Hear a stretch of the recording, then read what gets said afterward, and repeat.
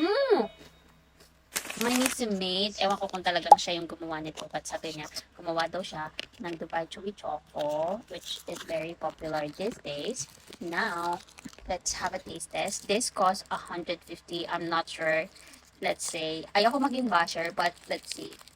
Okay, this is how it looks like. 150 for one piece. 150 for one piece. Let's check if it's worth the price. Mmm. Mmm.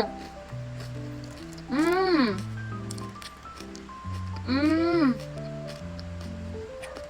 Mmm.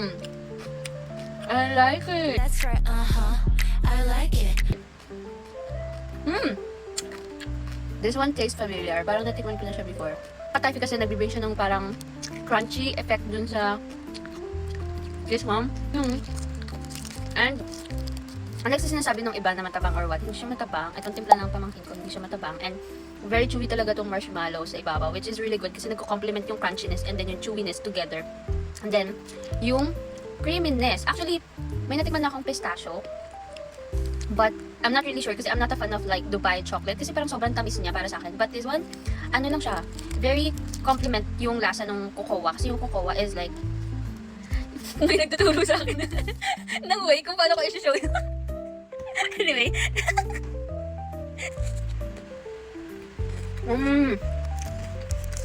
As I was saying earlier guys, medyo talagang on the creamier side to. Pero siguro pag nakarami ako nito, nakakaumay. Ang maximize ko lang nito, ang maximum ko lang na makakain to 3. Kasi by that time, alam ko mauumay na ako. Mapait kasi yung cocoa, whatever. So, mapait siya, nagko-complement siya sa lasa ng cream ng pistachio. Tapos yung pistachio, hindi siya sobrang tamis. But I'm not an expert when it comes to pistachio because yung iba kasi trip talaga nila nalasang lasa yung pistachio. This one has pistachio but on a creamier side. Ganun. I could finish this kasi it tastes good but it tastes familiar. Parang natikman ko na siya before.